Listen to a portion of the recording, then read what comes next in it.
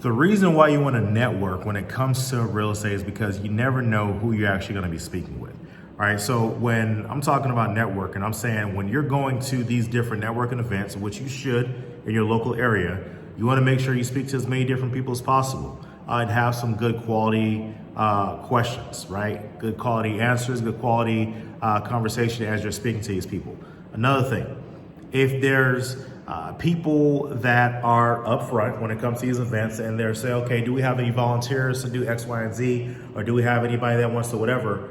Raise your hand, go on stage, get in front of people, let people know who you are. The reason why you want to do this is because if you're in a crowd and you're speaking to about 3 people, those 3 people know who you are. If you get on stage and you talk, everybody at least saw you. And after you get off stage, somebody's going to come up and be like, hey, that was a good question you had. Hey, here's the answer to that question that you had. Because I realized that the people that actually asked that question, they're not, or answered the question, they did not answer it properly. So here's me giving it to you in a more efficient manner.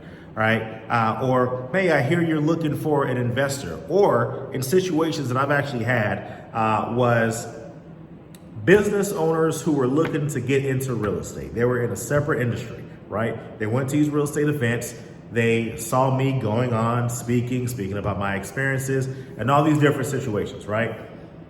Years later, I actually end up assigning them a few deals, right? As they were getting started in their investing journey. So I was able to actually do wholesale deals to them and they made great money, right? So all of a sudden that built a reputation with them. And it wasn't just built on the deals that I gave them. It was built on how I carried myself at the events, not knowing who was there, what was going to end up happening anywhere. All I knew is that if I carried myself in a certain way, it will pay off in the future. Side note, if you act a fool at these events, people will not take you seriously. So going back to what I was saying, by carrying myself in a particular way, I was able to have them be a private investor in deals that we're actually working on today. And so with that, it's important to always understand to carry yourself in a particular way because you never know who's watching. You never know who's going to be a partner. You never know who will be a private investor